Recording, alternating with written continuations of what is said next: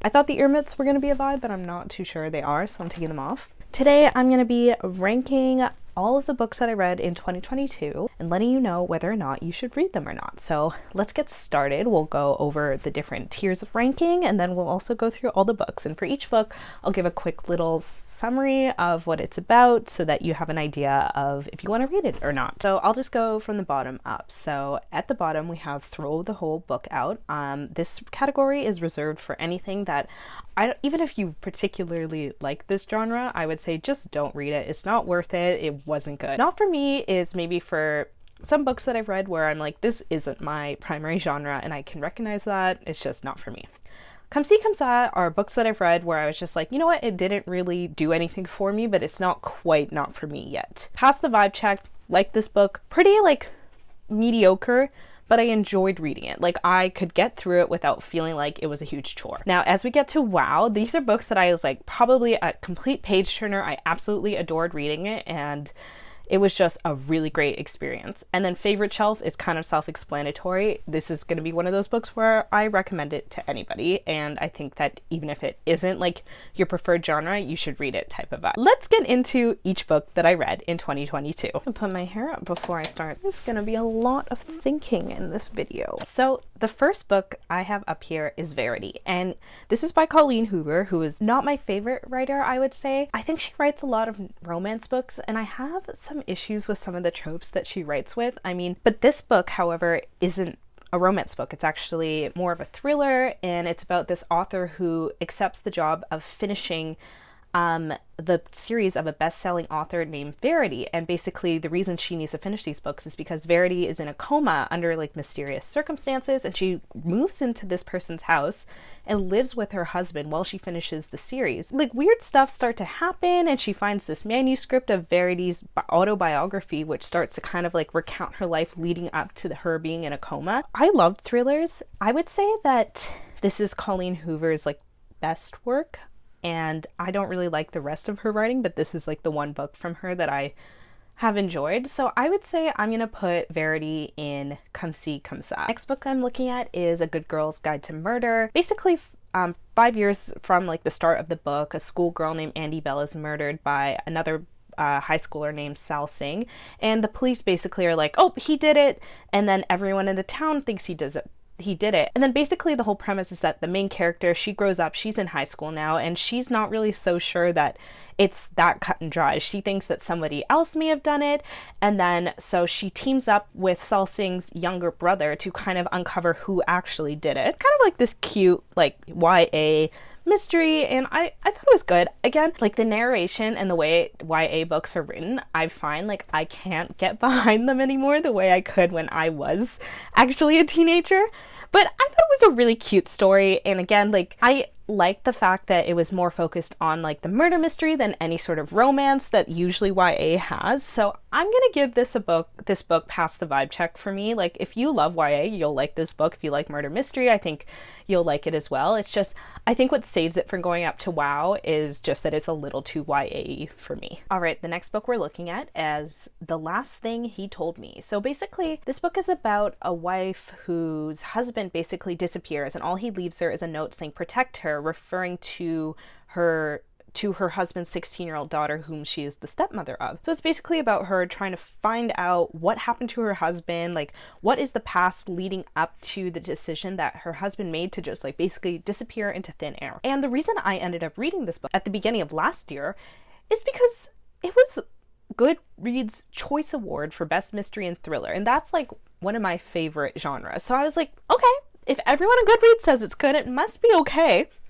Absolutely not. I read like almost all of the runner-ups to the Goodreads thriller list of 2021, and I liked them so much more than this book. Like this book was so, I found lackluster in the twist. Like the reason he ends up disappearing did not satisfy me at all. It was kind of just like, what? That's all? Maybe I'm exaggerating, but like it just did not scratch the itch that I really was hoping it would. So it just ended up not being very good to me. So again, that's why this category exists. It is not for me. If you notice a wet spot on my shirt, it's because I just spilt my drink on it. The next book that I read was called An Untamed State, and This book was really hard to read, and not because it wasn't well written. It's just a really heavy story because basically it kind of surrounds this main character named Mireille, who is the daughter of a very rich man in Haiti. He's like one of the richest people in Haiti. The book begins by her getting kidnapped by a group of like heavily armed men, and she's basically held captive there for 10 days. But it's just like a brutal book, and it was super well written, and it's like quite honestly amazing. But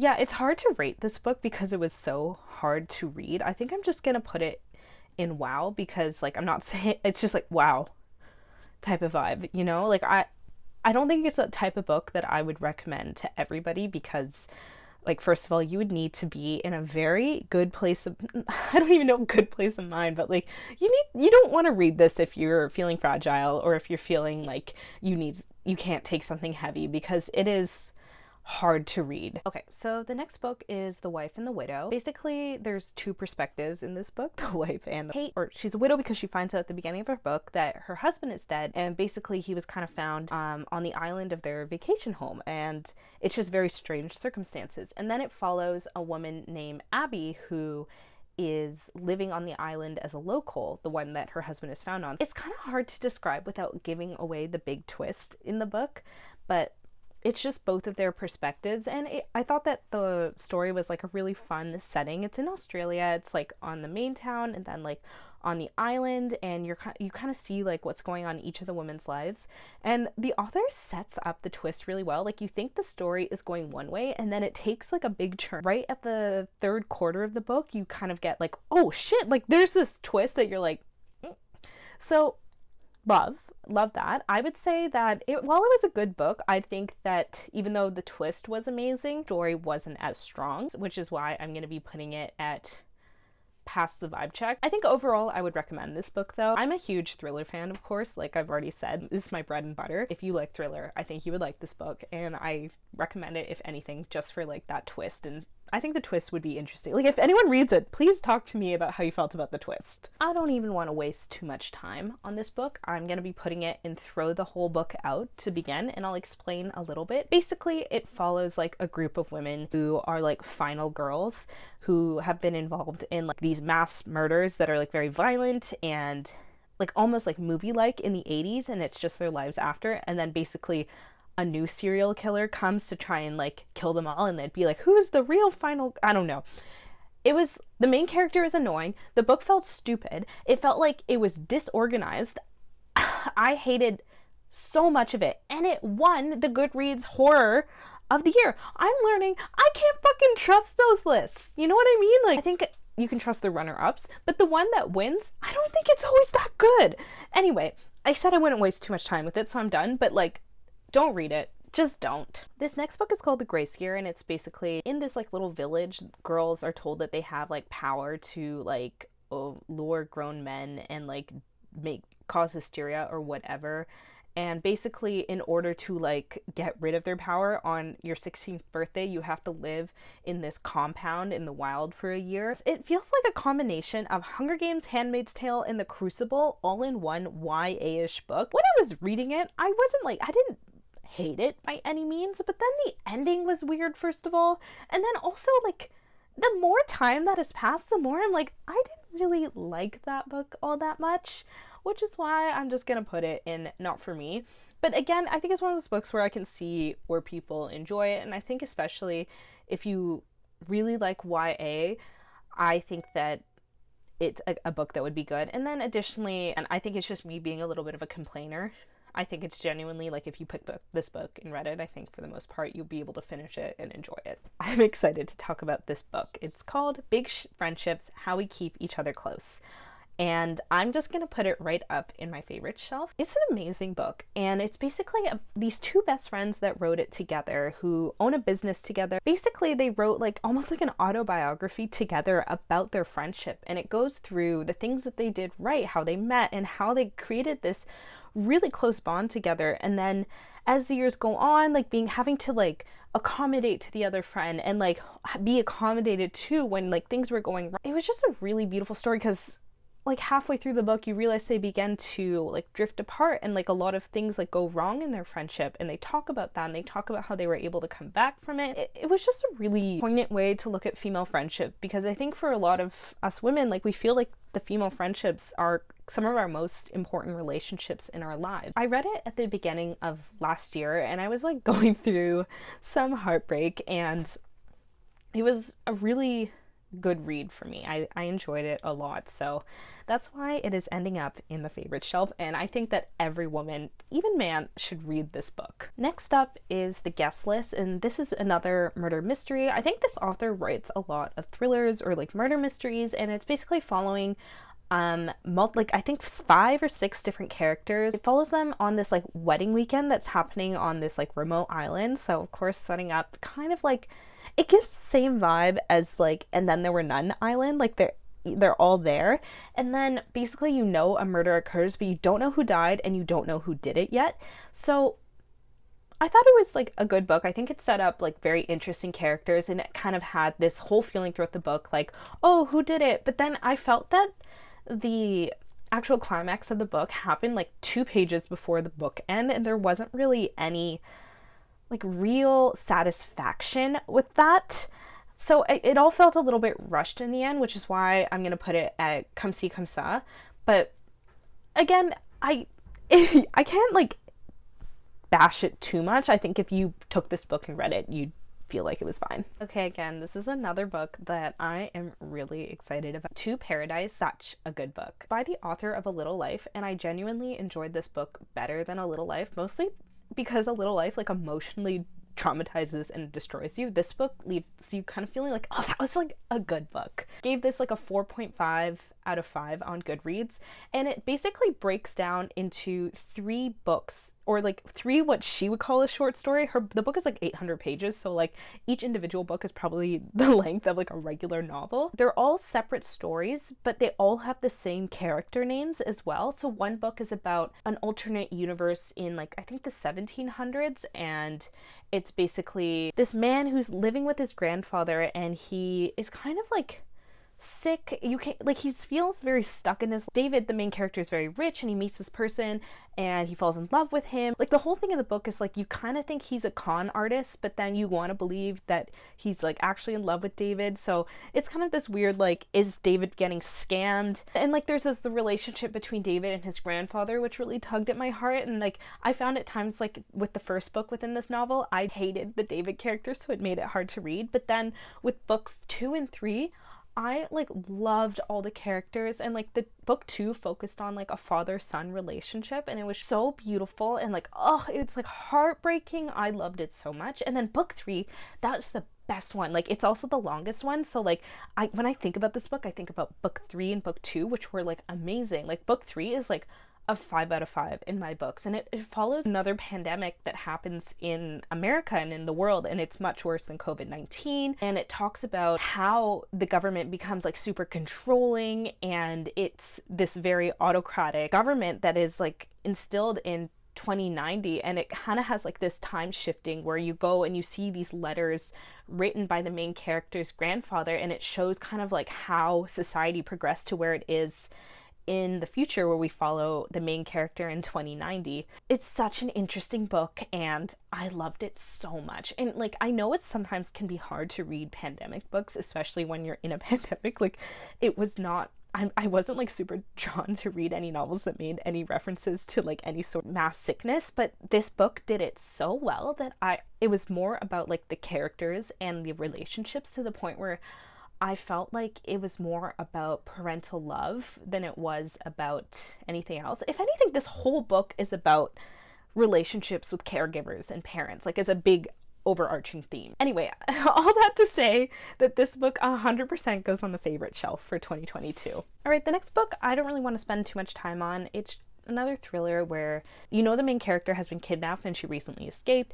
and she's basically like trying to get revenge on the person that kidnapped her.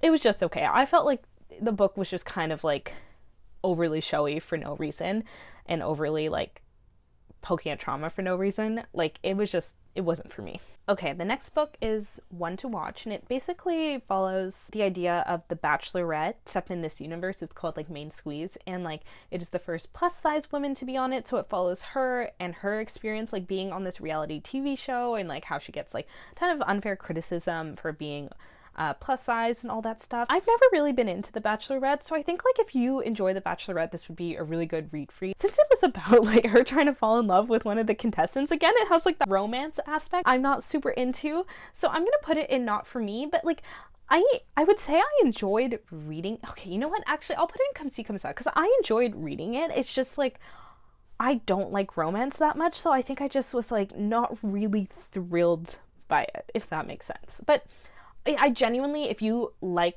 romance, if you like The Bachelorette, read this book. Like, it is well done. I am super excited to talk about this book. My Dark Vanessa is 100% the best book that I read in 2022. It follows kind of two timelines. It follows the main character Vanessa when she's in high school, and then also when she's like 32, and it's about how she essentially gets groomed by her high school English teacher at boarding school, and basically the relationship between her and her teacher, and then the consequences and how the relationships with her family and friends change throughout this like very traumatic experience. And I think it's like a book that actually portrays like the impact of something like this happening very well, because it affects her into her 30s, and I don't know, it's an amazing book. I'm literally putting it as like the first thing on the favorite shelf because it's one of the best books that I read in 2022, but it's also like one of the best books that I've ever read, period. So yeah, I definitely recommend for people to read this book. So the next book that I'll be reading is The Candy House. Basically, the premise of this book is a collection of related short stories. So all the characters, by the end of the book, you kind of realize everybody is related to each other, and it kind of follows somewhere in the distant future where you're able to upload all of your memories onto the cloud and everybody can have access to it. And it's about how the benefits that come from technology like this, but also some of the detriments that happen. And reading this book kind of felt like putting together like a puzzle of an abstract painting, because you would find out like something about this character here, and then you'd be like, oh cool, and then later in the book you would be like, wait, these two people are connected, like this person and this story is actually connected here. Like, it was just really cool, and all of the stories were like quite distinct from each other. When I was reading it, I was taking a data ethics course, and it just so happened that I read this book, so it felt like so many of the themes that we were going over in data ethics were being like brought up in this book. So it was like really cool to read. So I would say it passed the vibe check. That's where I'm going to put it. But first place in pass the vibe check, because while I think the premise of it is like wow worthy, I think the actual execution is like more down in past the vibe check, but at upper end of it, if that makes sense. Next book on this list is The Secret History, and that basically follows this one student who comes to university, and he's kind of lower income, and he meets this group of like elite students who are taking classic Greek or ancient Greek, and he had studied Greek at his old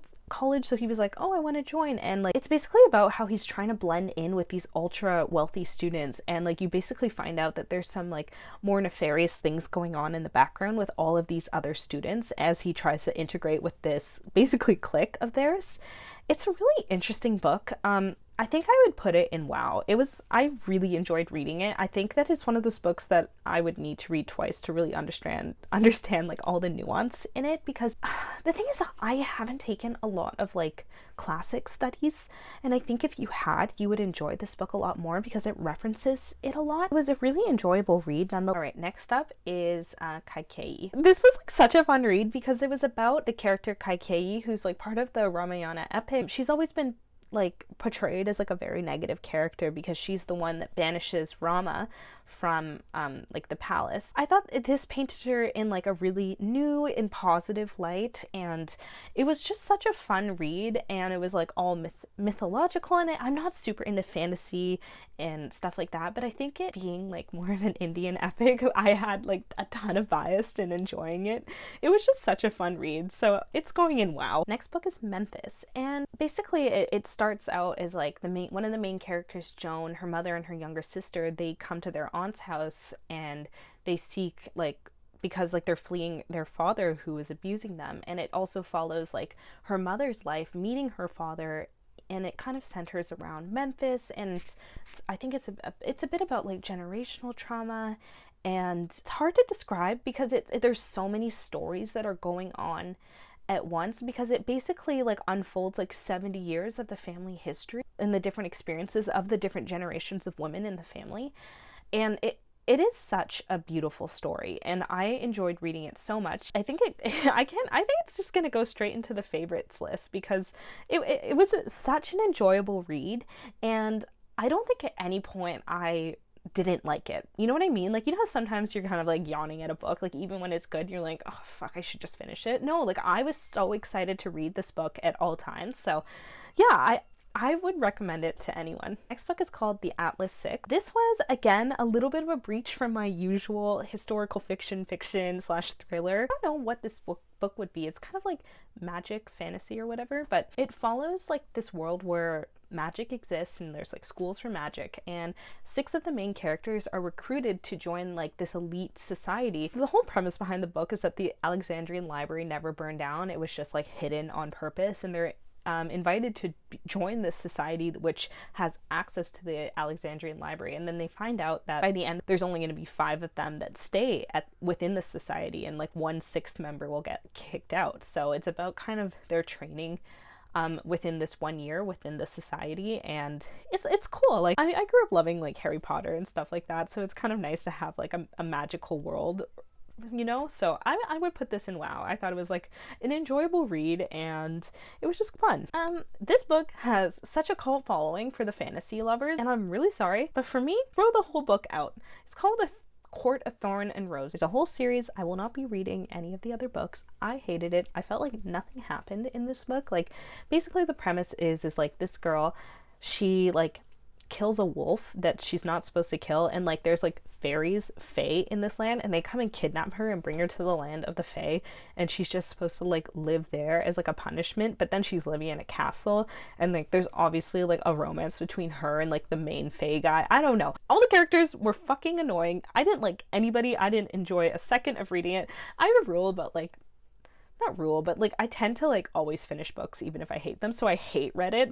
But don't read this book, honestly. Like, maybe if you like fantasy, you'll like it, but like for me, like if we have the same taste in books, like I would say just avoid it. Like, sorry. So the next book is going straight into Come See Come Sa. It's called The Golden Couple. It's basically about this couple where going and finding the best marriage counselor there is, and she brings her husband, and she basically confesses to cheating on him within this therapy session. And it's kind of about how they're like, they appear to be perfect on the outside, but then obviously like things are going on, and she's like cheated on him. It was like, okay, there's a twist at the end that I was like, this is reaching a little bit. Like, this is a little too much. Like, if they hadn't had such like a strange twist at the end of the book, I think this could have gone to pass the vibe check. But like at the end of the book, I'm just like, what? Like, why did you add that in? Type of vibe. So with the other books in Come See Come Sa, I can kind of recommend, but then with like The Golden Couple, I don't know if I can, just because of the ending. But then the actual book is enjoyable to read. I don't know. I think it can stay in Come See Come Sa, but that was some of my qualms with it. This book kind of follows 2 characters. It's Olga and her brother, and basically one of them is like a congressman, and then Olga's like a wedding planner, and basically it follows like kind of their relationship between like working for the 1%, but then also feeling like it's such a contrast from their parents, and like basically their mom is like this like radical person who abandoned them to like pursue like a political cause for like Puerto Rico. So there's so much going on in the story, but I really loved it, and I felt like it had so much character depth, and like so much it talked so much about the relationship between these kids to their mother who abandoned them, and then to each other at this point. And then I think my only problem with this book is that it also randomly follows this guy in it who like you don't like, and you like leave him halfway, like you leave him right at the end of the book, like, which is fine by me. I don't want to like hear from him, but I don't know, like I think that's the only thing in the book where I'm like, I didn't really need to know anything about this random guy. I only want the narration of like the 2 siblings. So I think Olga Dies Dreaming goes first place within the WoW category, but it evades like that first place like favorite shelf just for the inclusion of this. If you read the book, you know what I mean, where there's like this random guy who keeps popping up as being like a character we want to follow, but we don't actually want to follow him. Anyway, I would recommend reading this book. Like, please read this book. It's absolutely amazing, but that's my one problem with it. Okay, so this book is interesting because when I was reading it, I was geared up to give it a 3 stars out of 5 because I thought it was good, it was fun, but it wasn't anything special. And then halfway through the book, you get a little perspective flip, and it just like instantly brought it up to like a 4 out of 5. And basically it follows one character at first who's basically trying to steal this person's husband because he's very wealthy. So she befriends the wife to ultimately try to like get to the husband. And then halfway through the book, you flipped perspectives to the wife, which was like really interesting. And I don't want to say much more because telling you the wife's perspective of everything kind of spoils the book, but I would definitely recommend this one. This one is a wow. It doesn't quite get into the favorite shelf, but I thought it was so good. Okay, this is a reread, but I really like this book. It's gonna go in wow. Basically, this book is about a girl who's an inpatient because she attempted suicide and she survived. Towards the beginning of the book, she gets released and she goes and works in this town that she's never been to kind of be close to like a friend, and it's about her reintegrating into society and trying to like get better, but it's like really hard, and she has all these traumas that she's trying to overcome. So it's hard to read, but it's a really good book. So I mean, like, if that's something that you're like mentally able to like get through, I definitely recommend this book. Okay, so Something Borrowed, again, a rom-com, but it's gonna go into actually Pass the Vibe Check because it was really fun to read. It's about these 2 best friends, and one of them, Darcy, is like the worst person ever, and then I am forgetting the main character's name, but excuse me, but the main character ends up having an affair with Darcy's husband, and that's kind of how the book starts, and they have this whole affair throughout the novel. You know, like, the main character's in the wrong low-key, but you hate Darcy so much that you kind of like that she's like screwing her over. I don't know, it's just a fun read. I think the fact that it kind of more focuses about Darcy and like the best friend's relationship more than like the man and her is why I kind of like thought it was like a fun read. Okay, I'm gonna put this book on my favorite shelf. It's an autobiography by Jeanette McCurdy. I'm glad my mom died. I mean, like, I never grew up really watching iCarly all that much, but of course I knew who she was, and it's just such like an interesting peek into Hollywood for children, and then also just everything that she went through with her like abusive narcissistic mother. It is absolutely insane. The book is so well written and emotional. I think that it's one of those autobiographies that like anyone could pick up and read and to enjoy it in some way. Really good book. Favorite shelf for 2022. I'll make this one quick. Throw the whole book out. The plot twist I could see like 30% into the book. The characters suck. Just like nothing about this was all that believable. Basically following like this husband, and he thinks he's getting framed for murder, and like basically the wife's a lawyer, so she's like, I'll still defend you. It's bad. Like, just don't bother reading it. It's not good. Okay, this next book is called Seveneves, and I'm gonna be putting it in wow. This book was 800 pages. It is the longest read of 2022, and it's basically about the moon one day just spontaneously explodes and basically dooms the world. Only like 5,000 people from humanity go up to the International Space Station and live, and it's kind of about how they survive and like the different technologies they use to survive and the politics once they get up there. And then additionally, you also have a second part which goes into 5,000 years later where they come back to Earth. It was just such an interesting book. I will admit, like, there's some parts of the book that were a little bit slow because obviously within an 800-page book, not every part is going to be interesting, and it took me a while to get through because especially at the beginning, like, there was so much world building, and at certain parts there's a lot of world building, like describing the technology and stuff like that it's not exciting in every moment, but it was just such a good book. And like by the time I finished it, I almost was sad because I'm like,